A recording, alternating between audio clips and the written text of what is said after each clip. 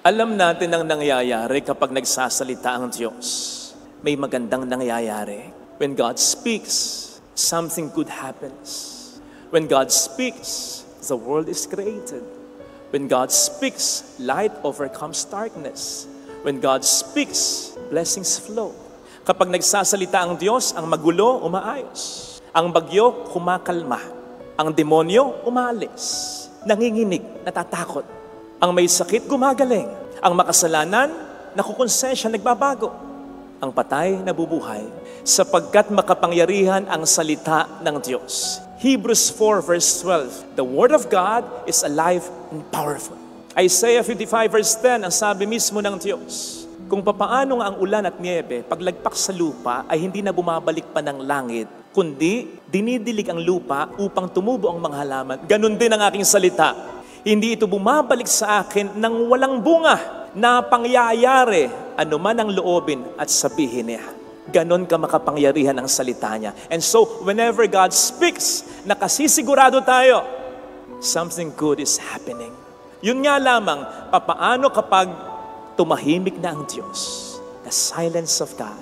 Lalo pat kung kailangan mo na siya, magtatanong ka, Lord, naririnig mo ba ako? Or at least pinakikinggan mo ba ako? Lord, nararamdaman mo ba yung nararanasan ko? Do you care? Paano kung tahimik lang? Paano na? Nga. Sinabi ko po ito sapagkat sa ating ebanghelyo, isang babaeng Kananeya ang lumapit kay Kristo. Taglay-taglay ang isang napakabigat na problema. Inaalihan ng demonyo ang anak niya. Alam natin ang karakteristik ng demonyo, sumisira, nagpapahirap, pumapatay. Kaya gano'n na lamang ang kaba at hinagpis ng isang ina. Pansinin po ninyo, ang naging mga salita niya kay Kristo. Tulungan po niyo ako. Maawa po kayo sa akin. Wait, sino ba ang inaalihan ng demonyo? Di ba yung anak niya? Di ba dapat ang sabi niya? Tulungan po niyo yung anak ko, maawa kayo sa anak ko. Tulungan po niyo ako. Maawa kayo sa akin, sapagkat ganun magmahal ang isang ina. Ramdam niya ang hirap ng anak niya. Kung pwede nga lamang, switch places na lang sila. Siya na ang maghirap, wag na ang anak niya. Ganun ang ipinipresenta ng babaeng Kananeya kay Kristo. Kung ikaw ay naroon, parang dudurugin ang puso mo. Pero ano ang sagot ni Kristo sa kanya? Silence. Katahimikan. Di ba nakalulungkot yon? Di ba't nakadidisappoint yon? Baka nga, ikainis mo pa yon.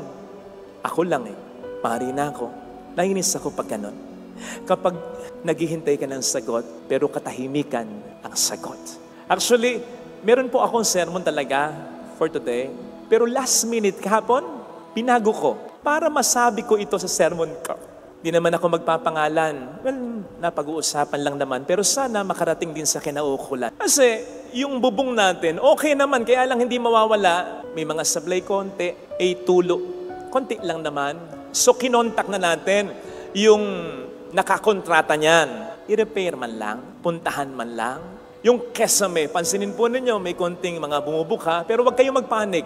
Okay lang yan. Hindi major na repair yan. Pero tinawagan ko na yung kumontrata niya. Yung sa ilaw natin sa labas, gusto ko nabubuksan lahat, hindi natin masyadong mabuksan kasi hindi maayos yung power supply. Pinaayos na sana natin yan. Kinontak ko na yung gumawa na yan. Yung sound system, kasi may mga wire at mga kordon pa na nagkalat. Yung mga gumagawa ng fixtures natin sa office para tayo makalipat. Yung iba sa kanila, kinontak ko, higit 1 buwan na. Ano response? Silence. Ba't di ka maiinis? Kung di mo patawagan, walang paramdam. Hindi mo malaman ang dahilan. And that can also happen with us in our prayer life. Yung bang, ang tagal mo nang nagdarasal pero parang walang resulta. Kung meron man resulta, mas pasama pa, mas palala pa. Parang wala kang kausap. Para bang ang prayers mo, umakyat ng langit, bumabalandra lang at bumabalik muli sa'yo. Lord, nakikinig ka ba? Natutulog ka ba? Bakit tahimik ka? But that can really happen. Sapagkat kung meron mang katotohanang ibinibigay sa atin ngayon ng ating ebanghelyong napakinggan, iyon ay iyan. Sometimes, God is silent. Bahagi yan ng kanyang katangian. Huwag nating ikagulat yan. Ikagulat man natin ngayon, tanggapin na natin ngayon na minsan talaga tatahimik ang Panginoon. Kamakailan, nagfe-Facebook ako, di ba may mga reels, mga videos, biglang susulpot na, aboy nakakita ko si Kyrie Irving. Sa mga basketball players, sa mga naglalaro ng basketball o mga fans ng NBA dito, kilala niyo si Kyrie Irving. Aba, nakita ko sa isang video, nag-dunk. Nagulat talaga ako. Pinanood ko pa uli, siya talaga. Pangatlong beses, siya nga. Nagdadunk pala. Bakit? Familiar tayo sa kanya. Shooter lang, di ba? Crossover na ganyan, passer na ganyan. Galing. Napakagaling. Pero hindi ko pa nakitang nag-dunk. Kaya dun sa video, nagulat ako. Abay, meron pala siyang natatanging katangian na ganoon. Mula ngayon, alam ko na. Makita ko man siyang mag-dunk, hindi na ako mabibigla. Bakit ko sinabi yan? Nasanay tayo kay Jesus na nagsabing, humingi ka at ikaw ay bibigyan. Nasanay tayo sa Ebanghelyo, kapag mayroong taong may sakit, lumapit lang sa kanya, pinapagaling niya, hindi na niya masyadong pinahirapan. Eto! Iba to! Magugulat ka talaga dito. Silence. Initially, ang response niya, katahimikan. Wag na po tayong magulat. Nagulat man tayo ngayon, tanggapin na natin ito para hindi na tayo magulat pagdating ng panahon. Bahagi ito ng kanyang katangian. In fact, hindi isolated case ito. Somewhere in Isaiah 64, sasabihin ni Isaiah sa Diyos, Panginoon, wala ka ba man lang gagawin kahit papaano sa paghihirap kong ito? Prophet Habakkuk, hanggang kailan ako magdadasal sa iyo? Kailan mo diringgin yung panalangin ko? Mga propeta na yan. Mga close sa Diyos yan. And not just that, remember that Abraham also experienced the silence of God. Ang tagal niyang walang anak. Kaya nga sumiping na rin siya dun sa kanyang alipin Ang tagal niyang walang anak. Moses experienced the silence of God. Job experienced the silence of God. Bumagsak ang kabuhayan, patay ang kanyang mga anak, sabay-sabay lahat. Ang kanyang katawan nagkasugat-sugat. Iniisip niya, Lord, nagdarasal siya, Lord, ano ba itong nangyayari? Silence of God was the response. Saint Paul experienced the silence of God. 3 beses niyang hiningi sa Diyos, Lord, alisin mo itong thorn in my flesh. Ano man yung thorn in my flesh na yun ni Saint Paul.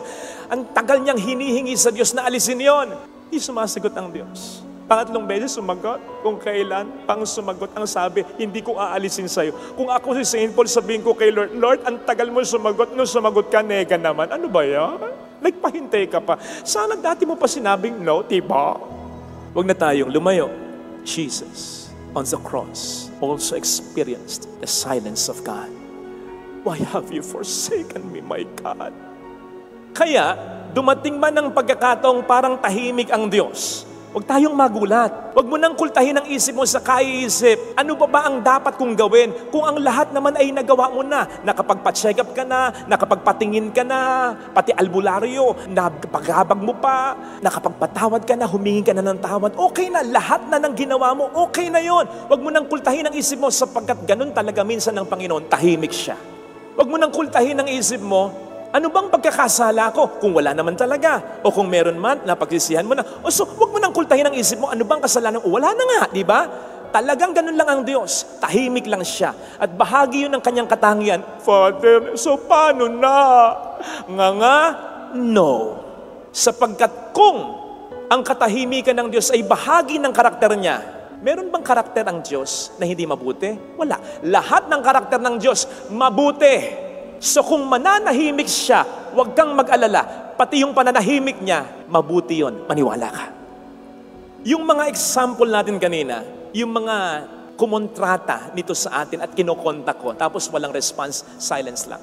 Siyempre, ako naman ito, pinagtatanggol ko sila sa sarili ko. Benefit of the doubt. May ginagawa naman siguro, hindi ko lang alam. Ayan, di ba? Dapat ganun para hindi ka agad maiinis, para hindi ka agad magwo-worry, para hindi ka agad magagalit. Kaya lang, hindi mo ako masisi.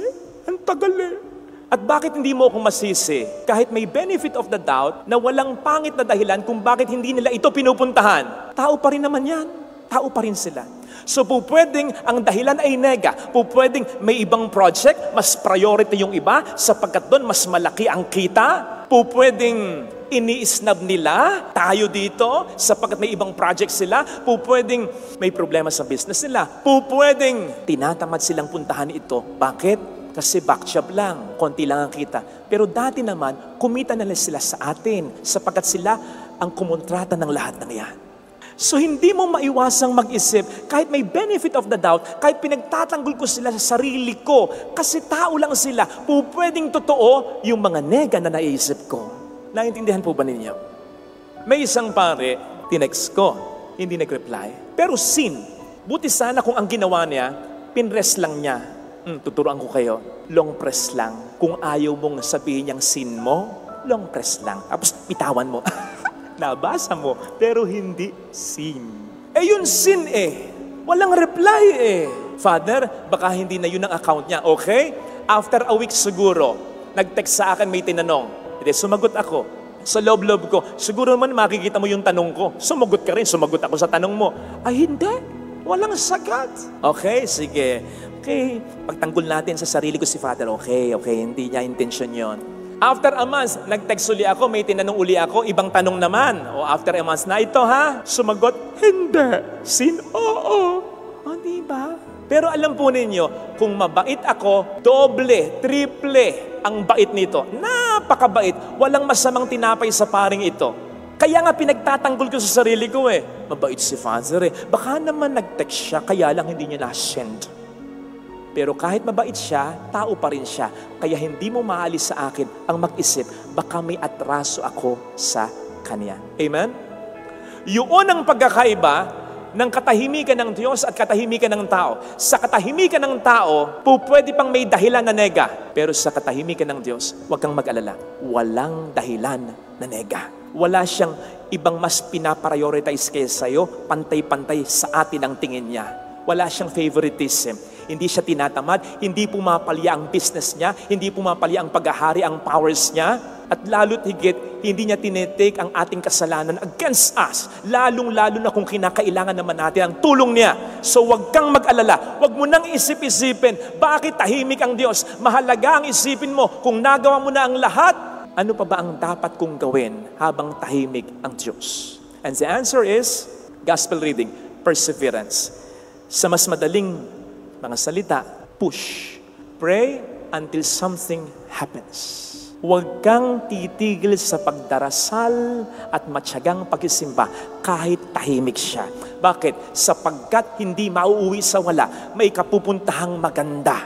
Sapagkat ang katahimikan niya ay mabuti pa rin. Maniwala ka. Halimbawa, ano nga ba ang sabi ni St. Ambrose kay Monica? Sino si St. Monica? Yung pista niya ipagdiriwang natin this coming Saturday. Sino nga po si Santa Monica? Sino nga po ang kausap ko? Santa Monica, nanay ni San Agustin. Ayan, alam nyo na. Sino si San Agustin? Anak ni Santa Monica. Pahihirapin nyo pa ba? Di ba? Ang sermon ay mahaba na. So yun lang yun. Matagal na pinagdasal ni Monica, then ang pagbabago ni Zen Agustin. Sapagkat ang daming bisyo, 30 years yatang nagdarasal ang ina para sa anak niya. Nagbago? Nakaw, ang tagal hindi pa. Nang hina ba sa Santa Monica? Yes. Pero nag-give up ba siya? Hindi. Ang ganda ng sabi ni Ambrose sa kanya, St. Ambrose, Monica, the child of those tears will never perish. Para bang sinasabi ni Ambrosio kay Monica, Monica, huwag kang mag-alala.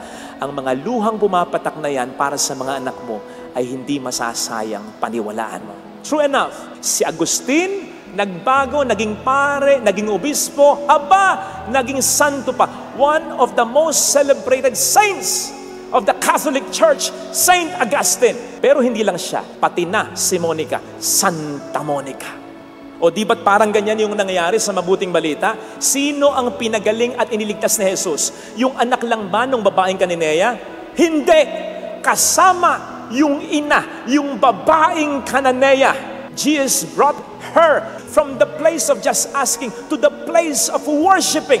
Nung una ang tawag niya kay Jesus, anak ni David, malaon, push siya ng push. Ang tawag niya na kay Jesus, my Lord, Panginoon ko. Sa kakapush yung babaeng Cananea, mas tumibay ang pananampalataya niya. Ganon ang nagagawa ng panalangin kahit tahimik ang Diyos. Magtsatsaga, ay nako, pagdating ng biyaya, hindi lang yung gusto mo, mas mga dakila pang biyaya. You see, pwede namang ibigay ng Diyos agad yung pagbabago ni St. Augustine. Pero bakit hindi niya ibinigay agad? Nakita niya na Gusto kong maging santo, hindi lang si Agustin, kundi pati na si Monica. Kaya i-stretch ko pa. Pwede namang ibigay agad ni Jesus yung kagalingan nung anak ng babaeng Cananea. Pero anong nakita ni Jesus? Opportunity. Hindi lang yung anak niya ang ililigtas ko, pati na siya. You see, kapag humihiling tayo, kasi ito lang yung nakikita natin, yung hiling lang natin. Ang hindi natin nakikita, yung mga pwede pang ibigay ng Panginoon sa atin. Maghihirap ka na rin lang. Ang sinasabi ng Panginoon, sige, tuhugin na natin. Konting stretch pa, anak, push pa, may mga mas dakilang biyaya pa. Ganon, kapag hindi agad binibigay ng Panginoon ang hinihiling mo, na para bang sinasabi niya, anak, you just want this blessing? Mas marami ang gusto kong iparanas sa iyong blessings. Tiyagaan mo pa. Pray pa ng pray, push pa ng push. Ang gusto ng Diyos para sa atin is not just a good life, not even a better life, but the best kind of life. Yun ang sabi sa ating opening prayer. Pangako mo sa aming hindi pa sumasagi sa isip namin o panaginip. No eye has seen, no ear has heard, no mind has ever imagined what God has prepared for those who love Him. Kapatid, push! Kahit parang tahimik ang Diyos. Kasi kahit tahimik ang Diyos, may ginagawa ang Diyos. Hindi nag-i-stop ang Diyos. Psalm 121 verse 3, hindi natutulog ang Diyos. John 5 verse 7, patuloy sa paggawa ang Diyos. Kaya kahit tahimik ang Diyos, may ginagawang mabuti, may nilulutong maganda para sa iyo ang Diyos. And so kahit tahimik ang Diyos, push. Mahirap yon. Mahirap yung magdasal ka pa rin ng magdasal kahit walang nakikitang magandang resulta. Pero ito yung pinag-usapan natin nung nakaraang linggo. Huwag nating gagayahin at one point sa St. Peter. O man of little faith, bakit sumampalataya pero hindi na-sustain? Itong babaeng Cananea, sumampalataya pero sustain. O great is your faith. At paano masusustain ang pananampalataya? Paano masusustain ang pagpupush? Pray until something happens. Ito yung pinag-usapan natin nung nakaraang linggo. Ano ang sikreto? Pinapaalala ngayon ng ating ikalawang pagbasa. Yung katotohanan ang Diyos ay hindi nagbabago. Kung mahal ka ng Diyos, nung naririnig mo siya, pag hindi mo siya naririnig, tahimik siya, mahal ka pa rin niya. Kung habang nagsasalita ang Diyos, nararamdaman mo ang presensya ng Diyos sa buhay mo, mahal ka niya, okay? Pero kahit hindi mo na siya nararamdaman, minsan, maniwala ka, mahal ka pa rin niya. Ang Diyos ay hindi nagbabago. Tandaan po natin ito. Sabi natin nung nakaraang linggo, sometimes God is silent not because He just doesn't want to speak. Sometimes God is silent because He has already spoken.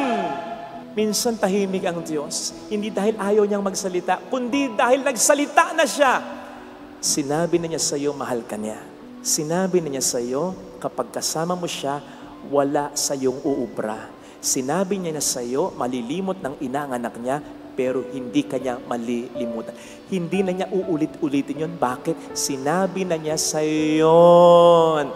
Hindi niya ulit-ulitin yun na araw-araw. Bakit? Kapag inulit-ulit niya yon, pwedeng magbigay ng maling interpretasyon sa iyo na pag inuulit-ulit ng Diyos sa araw-araw, darating ang araw na magbabago yon. Bukas makalawa, hindi ka na niya mahal. Hindi. Kaya hindi niya inuulit-ulit. Naniniwala siya. Alam niya. Pag sinabi niya, yun na. Di ba yun ang sabi niya kay Pedro? Sabi niya kay Pedro, come. Sa salita lang. Hindi niya sinabing, come baby, come baby, come. Hindi. Come lang. Kasi sa isang salita na yon, para kay Jesus, Pedro, kung hindi ka magdududa, mapupuntahan mo ko. Huwag nating pagdudahan ang Diyos. Panghawakan natin yung sinabi niya. Tayo ang mag-ulit-ulit nito sa ating isipan, sa ating kalooban. Ganon ang ginawa ng babaeng Cananea. Naniwala siyang mabuti si Jesus, kaya even in his silence, yung babae nag-push lang. Kasi sabi niya sa sarili niya, mabuti ito bibigay sa akin ito. Ganon sana ang ating isipin, ano man ngayon ang problemang nararanasan natin.